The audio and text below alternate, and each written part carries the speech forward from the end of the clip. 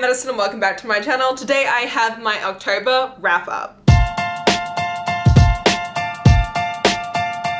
So in the month of October, I read 16 books. It sounds like a lot, but it's not really when you consider the fact that I did my Halloween smut erotica vlog and I read like 7 or 8. It was a wild ride. Highly recommend you watch that video. So those were all like less than 100 pages, most of them. So because of that, like I technically am like, didn't really read like 16 full books this month, but I had a freaking awesome reading month and I actually read one of my favorite new books of the year, so I'm very excited to get into that with you. But first, let's get into my stats. So like I said, I read 16 books in the month of October. 15 of those were ebooks, one of them was a physical book, and they were all adult. All 16 were adult books. I read 1 gothic novel, I read 2 ᴛɪδᴛᴏᴅ, I read 6 erotica, I read 4 dark romances, and I read 3 regular romances. And for my page count for this month, I read 3,227 pages. As per normal, I'm going to be starting with my lowest rated read and working up to my highest rated read. So I actually had a couple of 2 stars this month. Not surprising given what I was reading. That was kind of inevitable, to be quite honest. I read Headless by Aveda.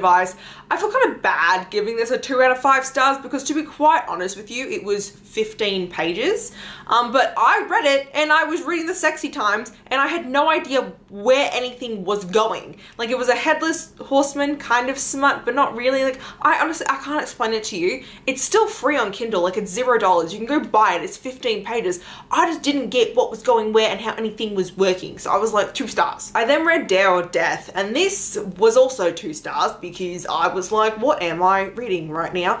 This is about a virgin who is at college, gets invited to a creepy party where there is like a whole ritual going on where they're like end up summoning a demon, like a literal demon appears, and this demon has them play Dare or Death, which is basically truth or dare, but with death as an option. So you either have to do the dare that the demon gives you, or the demon will murder you. And our little virginal babe, when she's there, it turns out that this demon actually has the hots for her. Not only that, but it turns out that the demon's husband also has the hots for her, and that the demon's husband is actually this guy who's been like masquerading as a human at her college in her dorm that she's been crushing on. And so her and these 2 demon daddies get it on and they take her V card. Yeah. It was what it was. I did not really care for it. It was funny. It was great for shits and giggles, but yeah, 2 stars. Another 2 out of 5 stars that I do have is Skin by Aveda. I will admit, I feel also again bad about giving this a 2 out of 5 stars because I just don't think I was in the right headspace to be reading this. You know, I was reading it against all the other novellas. I was reading it against all the other Halloween erotica I was reading at the time, and this just wasn't, like, it just didn't work for me. I'm pretty sure it's between I think she's a banshee and he is like a gargoyle, and it seemed really cool, but it is the prequel novella to their actual full-length book, and for some reason it feels like it was almost written after the fact, and so you kind of just like thrown into like what the beginnings of their relationship is and all that kind of stuff. And so I'm definitely intrigued to read the full-length novel following them, but this novella, I was like, it just didn't work, and I was like, I didn't get into it, and I was like reading it and I was like, I don't care for it, and like just didn't feel like reading it. We then have Not So Kind Regards by Clio Evans. I really wanted to like this a lot, but in all flat out honesty, I skipped all the smut and actually just read the plot, which is not something I say or do very often. Sometimes I'm like, I'm gonna skip the plot and just read the smut. No, I flat out just skipped like half the sex scenes in this just to read what was actually going on, because I was quite invested in the plot of this. I just didn't care for the smut for some reason. It just didn't work for me. I mean, it ended up being a megaverse too, which was like not my kind of a megaverse that I like. And also the chick's vagina had teeth, so like that was strange. It was like the locking mechanism for a megaverse, but it was teeth instead, which was, you know, a new one. This is about a girl. She's a succubus. She's red. She's a devil looking kind of creature, as you can see on the cover, and she runs this like corporation. And then you have another corporation that lives on the floor above her. So her corporation is for monsters and the corporation above her is witches. And the guy who runs that is a witch, and he is also sleeping with one of his employees who is also another witch, and she goes up there one day to kind of yell at them because they stole her coffee machine, and she walks in on them banging each other on the table, and when that happens she ends up kind of feeling an attraction to the, you know, employee witch, and finds out later on that that employee witch is an Omega witch and she's an alpha, and so she kind of like, you know, wants to get with the Omega witch, and then all three of them get together. I think it was trying too hard to be like an Omegaverse book with like heat and smut erotica as like the main thing, and then also having a plot going on at the same time. The balance just didn't really work out for me. So I skipped the Omegaverse smut part and just stuck with the actual mystery plot, which was really fun, and I really enjoyed it and thought that was pretty cool. So, you know, you take what you can get. I think a lot of people will like this. Just wasn't for me at the end of the day. Next we move on to my 3 stars. The first one is going to be Not Today Satan. This was another Omegaverse. This one had the devil, but he was green, you know, which was unique, you know, a green devil. And our girl, who is an Omega, and she is an artist, and she gets asked to kind of do these little drawings for a Halloween party, and she ends up, you know, getting a book from the library to kind of look up like demonic or witchy sigils to put on the Halloween walls, and she ends up actually using the sigils to call forth the devil. So the devil comes up, and then the two of them get their sexy sex on. They get their sexy sex on in like in a liminal space. Like he creates a liminal space for them to like have their escapades. It was interesting. I will say part of me was going to give it 2.5 because his horns do enter her vajayjay, and I was like, what is going no here? That is not my cup of tea. But I didn't want to harshly judge it that much after how much I harshly judged the other one, so it kind of got a little bit of a free pass. I mean, it was fine. The writing was fine. It was just a bit strange for me, and I wouldn't reread it. Erotica novellas are very hit or miss, you know? They're like normally 100 pages or less, and sometimes there's just not a lot you can do. I feel bad sometimes reading them because they are so short, but you know. We then have Our Sacred Bonds. This was a weird one because it started off and I was like, no. But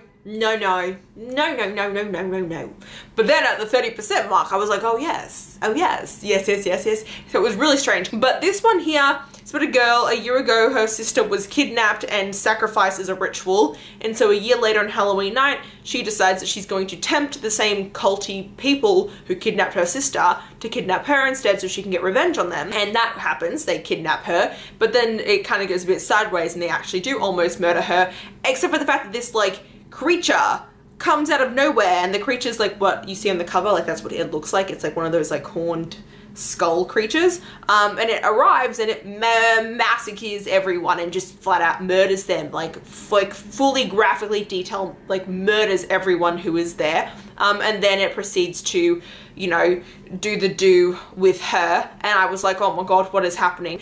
Plus I really was not getting, you know, into the whole idea that he looked like this, like that just really wasn't doing it for me. But then he ends up transforming into like a human version of himself. They then start to have actual conversations and start to like get romantically involved, and then like the other 70% of the book after that was actually really fun. So I have very mixed feelings about this one because it was strange in the start and it kind of just started out of nowhere and was quite shocking, but the actual progression was very good. So it's a hard one to really pinpoint because of that. Okay, let's move on to my 4 stars. We have Break the Glass by Jack Whitney. This is a Bloody Mary erotica novella. It's about this guy who is a ghost hunter, paranormal hunter, coming to basically get rid of Bloody Mary, who he's been hunting down for years, trying to figure out where she was. And what ends up happening is he tracks her down to this like big haunted gothic mansion, and then they actually get super hot and heavy and like bang it out to the max. There is a little bit of like pleasure dom, femdom things going on in here.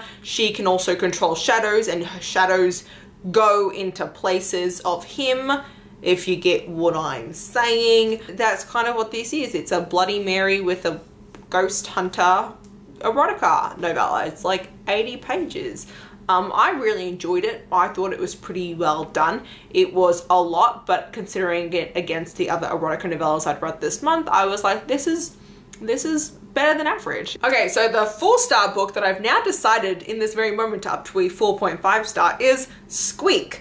This is a balloon animal erotica omegaverse book. Now, I read this for shits and giggles. I thought it'd be hilarious. I was like, oh, this won't be good. And then I ate my words because it was actually amazing. It is balloon animal erotica, and they are balloon animal shifters, and it is omegaverse. There are these 2 men who are balloon animals that a witch then used her magic to shapeshift into men. And they can also partially shift. And when they partially shift, well, even when they're fully shifted, their schlongs are still like clear, transparent balloon schlongs, if that makes sense. And they're very unique. I'm not going to get too far into like the sexual mechanics of this. If you do want to hear me go into depth in the sexual mechanics of this balloon animal erotica, do watch my Halloween smut vlog, because I do actively go into detail about that, because it is what probably, the reason why it's not a full 5 stars is because it took me like a couple times to read the mechanics of how sex worked in this book, because I did not get it. But once I got it, it was very good. But yeah, it's these 2 balloon animal dudes. The magic is running out and they need to have an artist redo like the magical ritual like sigils, and they end up finding this girl in the park one day who is an artist, and she ends up kind of entering into their omegaverse thing with them. This was actually really well written. It was really fun. I adored the whole shit out of this book, and I'm excited to read more from it. And I think a lot of people might be weirded out and be like, oh, that sounds like a really strange book, but don't knock it till you try it. Like, trust me, I was very surprised, and I'm kicking myself that I was like making fun of it initially when I ended up really loving it. So the other 4.5 star I have is King of Wrath by Anna Huang. This is book 1 in her, I don't know what this series is actually called, but they're like all based off the 7 deadly sins. This is Dante and Vivian's story. They are an enemies to lovers arranged marriage romance. Dante is an Italian billionaire businessman, and Vivian is a jewelry heiress who is also an event planner as her own personal business. And what ends up happening is that Vivian's dad ends up blackmailing Dante because Dante's younger brother got into some trouble, and in order for Dante to save his brother, he agrees to marrying Vivian as part of like, not, you know, part of the blackmail. Vivian, however, doesn't know that Dante is being blackmailed to marry her. She's been told by her parents that she has to go into this arranged marriage because it's a good marriage match. This was a very sophisticated and sexy and very classy high society smutty book, which I really enjoyed. It is set in Manhattan high society. You have like galas and clubs and like all these events that I absolutely love. We also love a groveling guy. When I say that he grovels, I mean like this man literally gets on his knees to grovel. Like, he is on his knees in front of her groveling, and I was like, oh my god, I love this. But yeah, 4.5 because I mean you kind of knew where it was always going to end up with like the whole blackmail situation and that miscommunication aspect of it. Like, there was a lot of miscommunication in this, and that's like the reason why it's not a full 5 stars. It's just because I wanted to be like shaking Dante and being like, just tell Vivian you're being blackmailed and it would be fine. Can you just not keep it? I was so annoyed. If he just told her that the blackmail was, anyway. Apart from that, it was great. And I really, really loved it, and I cannot wait to see more from this series. Okay, now moving on to my 5-star reads. The very first one we have is Bloodshed by Molly Doyle. She wrote Scream for Us last year and Melt for Us for Christmas, and there were 2 novellas, and then she wrote this full-length book that takes place between the 2 novellas that is a Why Choose romance. You have Quinn and these 3 guys, okay? And these 3 guys have been tasked to watch over her for reasons, and you don't know what those reasons are off the bat. You just know that they have been tasked to watch her and keep her safe. And over the years, they've been watching her in X and Y and Z, and it all culminates on Halloween when they end up attending the same Halloween party as her to keep an eye on her, and they all wear masks. So one of them is wearing a ghost face mask, one of them is wearing a Jason mask, and one of them is wearing a Michael Myers mask. And they're at this Halloween party with her. This guy like starts to like kind of assault her, and they end up stepping in, and you know, she ends up entering into kind of a relationship with all 3 of the guys, while also not knowing that they have been secretly watching her and that there is something else going on that she is not aware of. It is not for the faint of heart. There is like very graphically detailed murder. And there is also triggers in this for self-harm, bullying and those kind of things as well. That does happen, so do be aware of that. Yeah, I really love it. I think it's so much fun. I also am just a complete another hoe for the mask kink. I love the mask kink so much. It's one of my favorites, and I don't know, this is just a really fun book, so yeah. We then have Hollow's Grove by Jacquot. This is book 4 in her Holy Nights novella series. These are not anything that have to be read in order. They're just a group of like holiday novellas that Lee writes, and Hollow's Grove was her Halloween one, so it takes place on Halloween night. It's kind of set at like a clue party, like Cluedo, like a murder mystery party, and it is a best friend's older brother trope. It is very, very, very good. This does have a pleasure dom kink in it. Now, I've never read a pleasure dom before. It's not something that I was aware of what that was, and so I learnt a new kink reading this book. And that's what I really love about all of Lee's book is every single time I read one of Lee's novellas, every single time I'm introduced to a new kink, and it's really fun. So I definitely recommend it. It was just really good and I had a lot of fun with it. Another 5-star we have is Riding the Headless Horseman. This is like a 100-page Headless Horseman Halloween erotica novel, and I love this so much. I read this after reading Headless, which is the one I gave 2 stars, and I was very like skeptical to go into this one because I was like, oh, is it gonna be good? I just read that other one, didn't work out for me. I read other like Jack-o'-lantern-y books and they haven't gone well. How will this one be any different? It is. This one was amazing. So it's set in Sleepy Hollow. You're following this girl who's a witch, and obviously, like, you know, every year on Hallows Night, you know, the Headless Horseman comes out and does his thing, and this time around he ends up coming across our witch girl and he takes her back to his place to kind of be his like lover, and it's their romance, and it was actually really awesome and really well done, and I loved the shit out of it. And I really hope that this author does like one Halloween erotica book a year following this couple that's like, even if it's just 50 pages, because I love them to death. I don't want to give more away because it was like 50, 60 pages, but definitely recommend this next year, Halloween, my top read for you to pick up 100%. Okay, let's get to one of my physical books, and that is going to be Dowry. This is the only physical book that I read, but this here is Dowry of Blood. This is one of the best books that I have read this year, and it is also such a different book than what I normally pick up because it was just the perfect book to read during this time of the year. Please pick this up. It is a gothic, romantic, urban, like I'm guessing urban paranormal because it is Dracula's like vampires in our real world, and you're following them over centuries and centuries, and you're following like one of his very first brides that he was with, and this very toxic relationship that they had, and this very like gaslighty, emotionally abusive relationship that Dracula had with each of the people that he kind of brought into his like harem, essentially, because as the book goes on, a couple more people do end up entering it, and it's kind of how he is kind of this gaslighty, emotionally manipulative person to these other vampires that he is basically creating, and kind of this very somber and sad romance that is happening, and at the same time this very much empowered woman who kind of comes into her own and kind of rebuilds herself after being taken down. And it was just absolutely gorgeous. I love the shit out of this. It reads a lot like stream of consciousness, a lot like poetry. They are kind of written basically in letters to Dracula as well, and so it is such a quick read. I highly, highly, highly recommend it. Like, you will read this in no time. Like, yeah, like look, that's how short some of the pages are. That is one chapter right there. But I highly recommend this 100%. Please pick it up. Okay, now we're getting into the final books, which I know that you guys have been expecting, and that is the Cat and Mouse Duet plus novella from H.D. Carlton. So I read Satan's Affair, Haunting Adeline, and Hunting Adeline by H.D. Carlton this month. I did a dedicated vlog to this series, so you can see my in-depth thoughts there, but I gave all of these 5 out of 5 stars.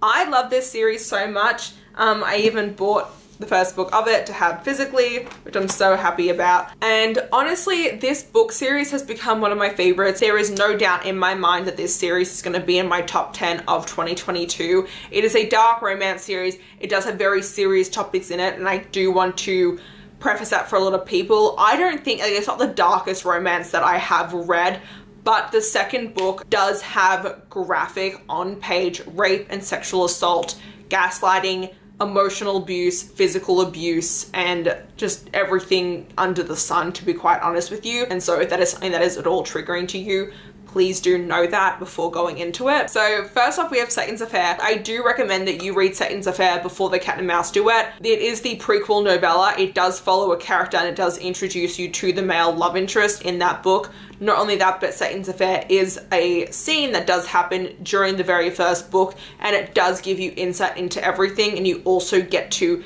meet a character who is quite important to the book series as well. So do read ᴛᴜᴛᴅ first. Now ᴛᴜᴛᴅ follows Sibby. She hides in a dollhouse in a carnival, a traveling carnival, and she murders people that are bad people, and that's all I'm saying. I just want to say though, Sibby is my favorite character that I have read in a very, very long time. Like, I have a lot of favorite characters, but Sibby is a character that I literally love with my entire life, and I would happily be murdered by her. Like, she could flat out kill me and I would die a happy death if it was Sibby, because Sibby is just the love of my life. And Sibby is getting her own book as well, that is being written currently. It is going to be a Why Choose romance. I'm so excited for it. The Cat and Mouse Duet follows Addie and Zaid. Addie is a romance author. She's a recluse kind of. She just moved back into her dead grandmother's like kind of gothic mansion. And then you have Zaid, and he runs a hacker group, and his group also takes down sex trafficking, prostitution, child molestation, trafficking, human everything rings, you know, kind of everything under the sun in that vein. He tracks those people down and takes them down. But at the same time, he also meets Addie and instantly becomes infatuated with her and stalks her. So he becomes her stalker and starts, like, you know, breaking into her place and leaving her roses. He's watching her on her security cameras and all those kind of things. And so it is a stalker romance. It is Addie falling in love with her stalker. It is absolutely gorgeous. It is so worthwhile. It was very unique. Zaid is definitely a toucher and I will kill you kind of a guy. Literally, I, you know, could sit here and talk about it for ages and ages and ages, but, you know, I do have a 45-minute vlog on this series, and it is spoilery. So if this is a series that you don't want to read, or you think that it wouldn't be your kind of cup of tea, you can definitely go watch my vlog and you'll kind of just hear exactly what this is about. Word for word, I spoil everything under the sun for this series, but I loved it so much. It really took me by surprise. I really wasn't sure how much I was going to love it, and it was phenomenal. It really was. It's one of my favorite dark romances that I have read, and it did really remind me of the Hades Quartet by Tate James. So if you do enjoy the Hades Quartet, do definitely check this one out. I loved it so much. So if you are a fan of dark romances, definitely do check it out. It does have dubcon, like serious dubcon. Consensual non-consent is also huge in it as well. There is also knife play and gunplay in this. You gotta depend on how comfortable you are with that as well. So we'll see. But yeah, okay, that's it for my October wrap up. And if you did enjoy this video, please leave a button down below if you want to see more of me. Subscribe to my channel, and until next time, thanks so much everyone. Bye bye.